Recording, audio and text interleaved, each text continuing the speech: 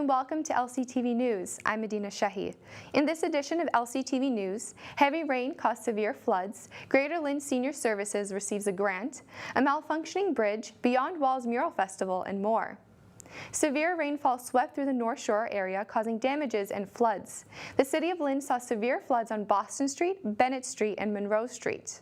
Residents had to deal with the after effects of the storms to their homes. Many residents had to clear their flooded basements and other damages done to their property. The City of Lynn has taken action to help these residents. On August 18th, the city coordinated Dumpster Day to help residents get rid of damaged items from the storm. Also from August 20th to August 31st, the city has coordinated with Waste Management for curbside pickup of damaged items. Mayor Thomas McGee came out with a statement stating that they are exploring financial relief options through the Massachusetts Emergency Management Agency and the Federal Emergency Management Agency. The Greater Lynn Senior Services announced last week that it has received a grant of $2,500 from Meals on Wheels America to support its client pet program. Nutrition Program Manager Ben Graff told the Lynn Journal that they are thrilled to have the opportunity to assist elders and their pets. With this $2,500 grant, Greater Lynn Senior Services will translate it into approximately 10,000 meals that will be provided to seniors and their pets. Greater Lynn Senior Services is a nonprofit organization dedicated to building healthy and more livable communities where critical home and community-based services are fully accessible to older adults, people living with disabilities, and their caregivers. These services are provided in Lynn, Lynnfield, Nahant, Saugus, and Swampscott. The Belden G. Bly Bridge has been shut down due to mechanical issues that occurred this past Sunday after getting stuck in the open position. Lynn Fire Department has advised to seek alternate routes as the city continues to work on fixing the mechanical issues. The fire department also suggested that residents leave earlier than they normally would for their morning commute. The Massachusetts Department of Transportation found that the malfunction was due to issues with one of the steel ropes used to operate the bridge. Engineering evaluation of the bridge is currently underway, and the bridge will stay closed until further notice.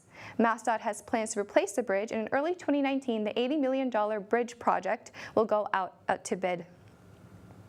A water main broke yesterday at the intersection of Orchard Street and Bennett Street. Lynn Water and Sewer were on the scene and have since handled the situation. The Beyond Walls annual mural festival took over downtown Lynn and the Cultural District. Artists from all over were seen throughout the city creating new murals. LCTV's David Riley Jr. has been capturing the artists at work for LCTV's video on the mural festival. And here is a snippet.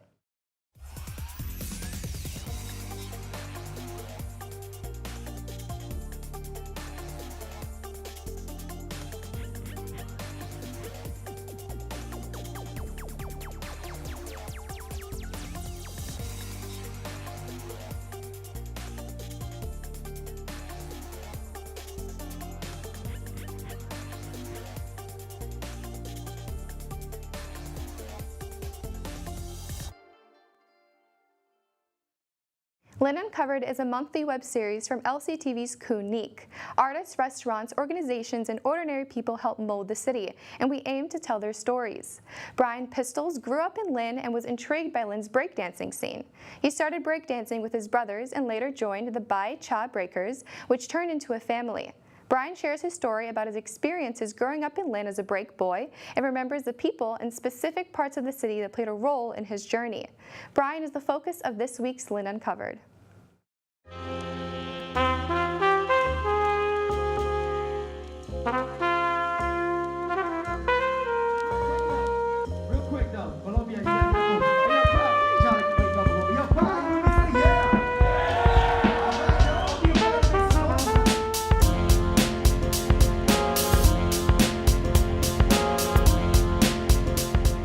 I started breaking at a pretty young age. I want to say I was around like 10 years old. And it all started with my cousin Johnson, really. One day he came over to the house and he was showing my two older brothers, Eddie and Tony, how to do a backspin. From there, Tony and Eddie kind of ran with it a lot more. They started before I did. And it was just kind of that sibling rivalry. When Eddie started high school, Tony and I were still in middle school at the time. He told us about a group of guys that he would practice with, that he met up with at the high school, which was classical. And those guys were the Bai Cha Breakers. After school, me and Tony would go over down the street to classical and we would go practice with them. And you know, eventually we became a part of the group. I think it pretty quickly turned much more into a family. There was a bunch of different places in Lynn that we used to practice at all the time. You know, one spot that comes to mind right away is Club America, which is we're right in front of now. It's a church now. Rest in peace to Frank. He's done a lot for us to just give us a space to practice our craft. The Boys and Girls Club, which was a program that got started for us by Mark Feldman, who was a teacher in the Lynn public school system. Here and there, you know, there would be practices in the classical cafeteria, practices at Lynn English and Lynn Tech have like open basketball courts, and we used to just go and grab a corner and go practice there. Growing up in Lynn as a b-boy, you know, there's a lot of different stages to it. So obviously when we first started off and my older brother Tony and I first started practicing with the rest of the Bi-Child Breakers, you know, we were very naive to the whole game. We were young, this was new, we had no idea what it was. So for us, it was just something to do. It's part of a much bigger picture. Breaking is a part of hip hop, and as you dig deeper into that, you get to a bit more of a sophisticated level with it. You're learning more of the cultural parts of the dance, you know, of hip hop really. We learned the history that Lynn has with breaking, and Lynn has a very rich breaking history. At that time, I was completely naive too. I think one of the biggest influences to me when I started off in terms of, you know, bridging that gap was, at that time he went by the name of Red. He does a lot of work in Lynn now, he goes by the name of Justice Bourne. So he played a pivotal role in kind of filling us in on the larger context of what we're doing. I mean, because for a long time prior to that, it was the blind leading the blind. And then obviously he was very well equipped and knowledgeable in terms of the overall community in Lynn, in terms of break, not just in Lynn, but Massachusetts, like the East Coast and Northeast and such. And then we come to learn that, you know, one of the more reputable crews from back in the day is actually from Lynn as well. They're called the Lords of Illusion. To kind of learn their history and learn the stories of what they've done and how they were the ones that put Lynn on the map. Growing up in Lynn in the early 90s and such, like, there was a lot of, I guess we'll just call it negativity. This was a way for you to take all that energy you had built up, whether it was frustration, whether it was pure joy, no matter what it was, you could, you know, let it go through your dancing. But at the same time, it wasn't just letting go of things, it was creating things as well as a dancer. You know, creating your own original freezes, creating your own little maneuvers and movements within your dance, really tailoring the dance to yourself, coming up the way that we came up. It's like we didn't really have anything. To have those original components of your dance, that was almost like your currency. I'm not myself if I haven't gotten a certain amount of dancing done in my week. Too long without it, it almost feels like, you know, you've taken the tree away from its roots. Definitely in way too deep now.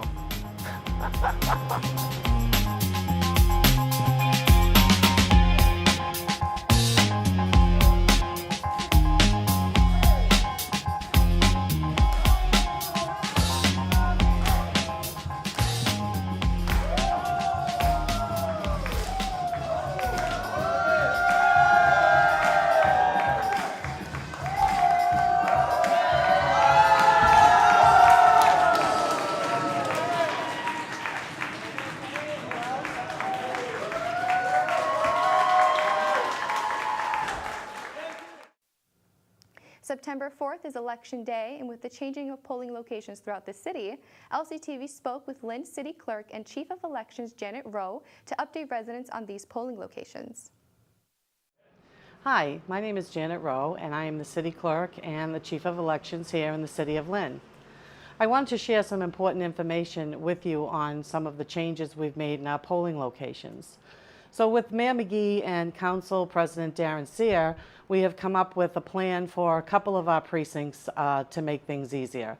It's going to save the city a lot of money, and it's also going to streamline the election process.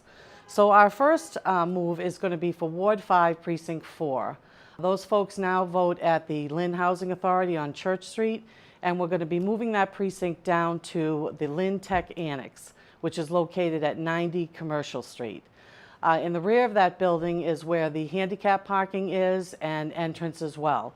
You can pull in on Summer Street and there's plenty of room there to park. It's an easy way to get in that building. All of Ward 5 is going to be located in that building. It's a beautiful space and I'm really happy that Ward 5 is going to be in one location. The second change is going to be Ward 4. Right now we have half of Ward 4 voting at the KIPP Academy up on High Rock Street and the other half voting at the museum down on Washington. So we are changing that and we're putting all of Ward 4 in the Harrington Elementary School. And they are located at 21 Dexter Street. They have the same plan where we're going to have signs and flags letting you know to go into the back of the building on the Friends Street side where the entrance will be to vote. It's another beautiful location. It's centrally located. You'll be able to walk right into the cafeteria and all of Ward 4 will be under one roof. So we're also very happy that Ward 4 now has one central home to vote. One other thing I want to mention is that none of the other wards or precincts are going to change. It's just those at this time. We're hoping to just get 7 locations in the future and I'm still working on that. But I also want to let people know, all citizens in Lynn, that right now all of our absentee ballot applications and the ballots are ready for you to come in and vote right now. So if you're going to be away Labor Day weekend and not able to get back on September 4th, or you're a student going back to school and you want to get a chance to vote, we want you to come down right now and put your vote in. We will also mail you an application. You can download it off the website. And as soon as we get that application, we'll mail your ballot out to you. You send it back to us. I checked, it's only 68 cents for you to get it back to us. So I'm hoping that that's going to help everyone not miss the chance to vote. And I thank you for listening. I hope you enjoy the rest of your summer. And I will hopefully see you on September 4th and November 6th this year. Thank you. Private Jewels Fitness has been the site where local boxers have been training in preparation to qualify for the Olympics. The fighters and their coaches spoke with LCTV about the process.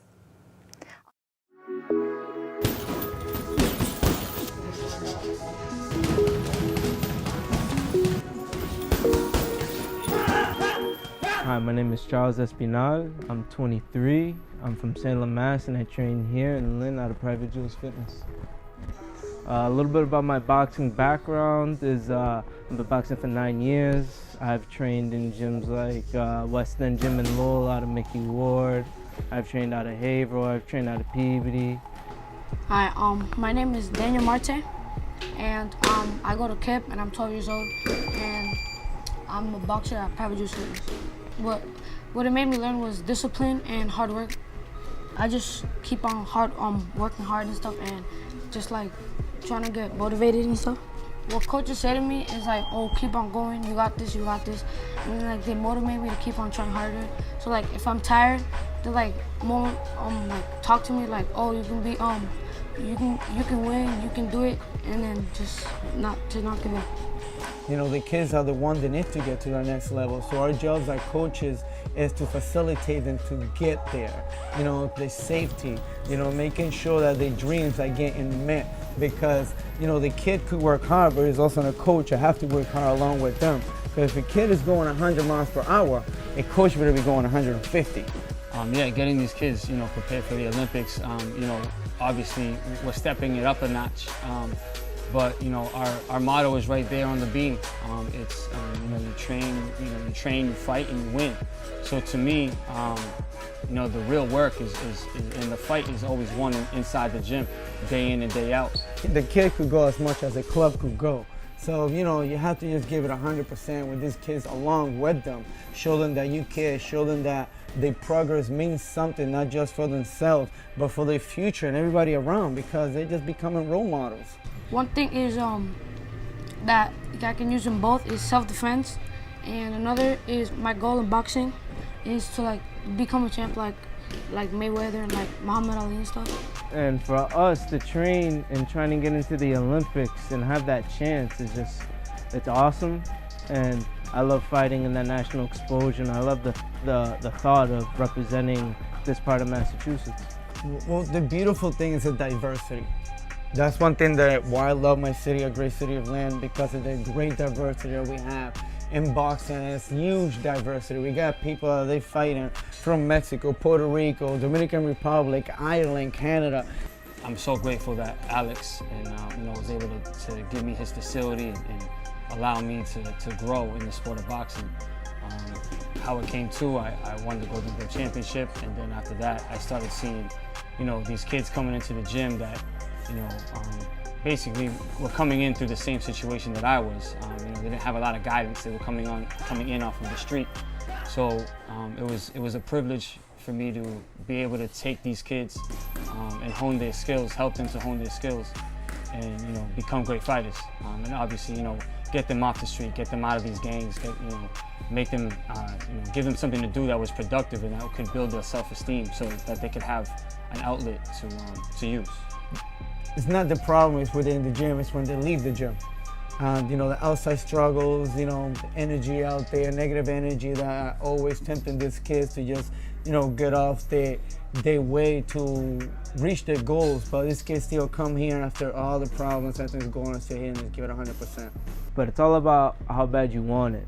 And the more you want it, the harder you're willing to work. And we work really hard in this gym, especially with this heat.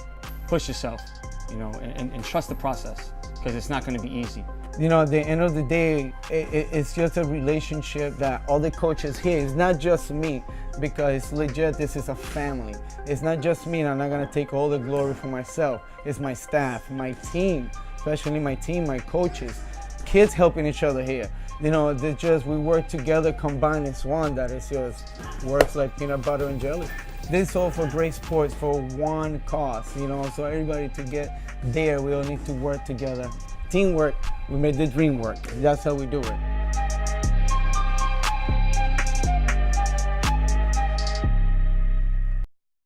On this week's Community Connector, we highlight the second annual Viva Latino America Festival.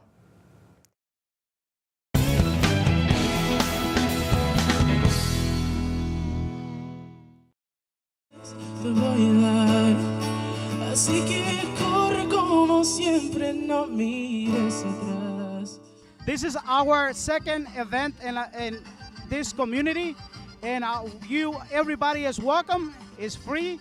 We started this a few years ago to show our community and unite other communities around here in the Lynn community. And we just had the police department. They took off. We invite the police department. We also invite the fire department to come out and show our support. So, everybody is welcome through the event. The committee calls the America Latino Committee. And the festival is Viva Latino America is the event today. So thank you guys for coming. We appreciate it. And you can show everybody, as you were recorded, that what we're doing in this community. Thank you so much. I appreciate it. Hi, good afternoon, everyone. My name is Dulce Gonzalez. I'm a volunteer for the American Latino Committee, and today is July 28th, and we are here at Lynn Commons. Basically, this is the second time that the American Latino Committee hosts this event. We had hosted it in 2016. There's a ton of stuff for you to do. One of them includes a trolley that's going around the entire city giving tours in Spanish. In the back, you will see that the Lynn Police Department is giving free toys and gifts to kids. There's music, as you can tell, a lot of food, venues. It's really about promoting culture today. One of the biggest things that the Latino Committee has wanted to do is promote that as well. It's not just one culture, it's different cultures in the city of Lynn. We invite everybody in the city to come down and participate. All of this is promoted by our founder, Juan Gonzalez, who began this idea, and it all started from there, and it expanded to different members of the community who wanted to participate in this as well. So that's really what we're doing here. LCTV held its 2018 Candidate Forum for State Representative of the 11th Essex District on Thursday, August 16th. Here is LCTV's Candidate Forum. Thank you for tuning in to LCTV's Candidate Forum for State Representative of the 11th Essex District, featuring candidates Peter Capano, Hong Net, and Drew Russo. Welcome. My name is Mukala Kabongo, News Director here at Lynn Community Television, and welcome to the 2018 Lynn Community Television State Representative Candidate Forum. Tonight, we will hear from all the candidates running for the state representative for the 11th Essex District, which covers Lynn and Nahat. In Lynn, the state rep covers Ward 4, Precincts 3, Ward 5, Precincts 1 and 4, all of Ward 6, all of Ward 7, and all of Nahat. The questions that will be asked tonight were developed and approved by Lynn Community Television staff. Viewer-submitted questions were also approved by Lynn Community Television staff. Richard Coppinger will be our timekeeper for tonight. We ask all candidates respect the timekeeping rules, and the rules are as follows. We'll go in alphabetical order, starting with Peter Capano.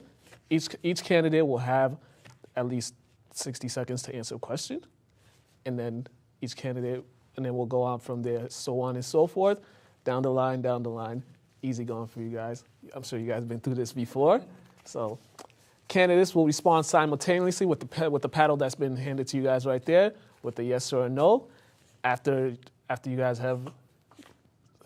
you've responded, you guys will have 60 seconds to respond, and we will to elaborate on your answers, and then so on and so forth. So no extra time will be allotted to respond to another candidate's questions in order to keep up with the time. So the timekeeper will hold a yellow card when 30 seconds remain and a red card when 10 seconds remain. If candidates go over the timekeeping, the moderator will interrupt, and then we'll have to cut you off and go on to the next question. So candidates who do not respect this, they will be disqualified from participating for the remainder of the debate. Each candidate will also be allotted 30-second introductory statement and 2-minute closing statement. The same timekeeping rules applies for these statements. So before we begin, we'll give each candidate their 30 seconds introductory, beginning with Peter Capano. Hi, my name is Pete Capano. I'm a candidate running for state representative for Lynn and Nahat. I'm a lifelong Democrat, U.S. Army veteran, a graduate of Lynn Public Schools and the University of Massachusetts. I'm president of Local 201, representing GE workers. I've served on the Lynn City Council for 13 years, where I focused on making a difference in the lives of working families, seniors, and veterans. Lived in West Lynn my entire life, even raised my family on the same street I grew up on. My commitment to my constituents and this community runs deep. I'm running for state representative to fix our district challenges and to fight for working families. I look forward to speaking further about my experiences during the course of tonight's forum. Thank you. Mr. Net. Good evening. My name is Hong Net.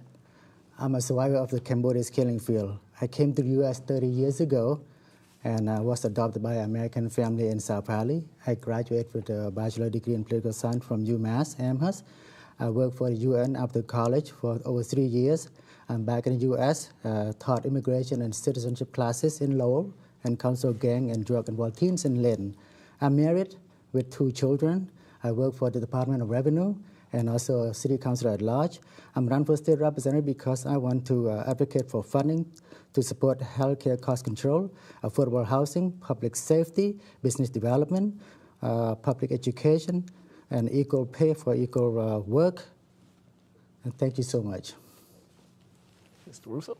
Good evening. My name is Drew Russo. I grew up in Lynn, graduated from St. Mary's, and I live in Pine Hill with my wife, Patricia.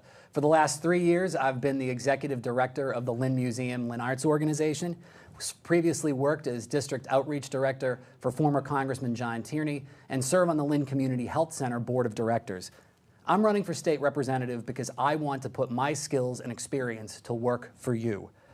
I will bring a fresh perspective to state government, along with a track record of leadership and service.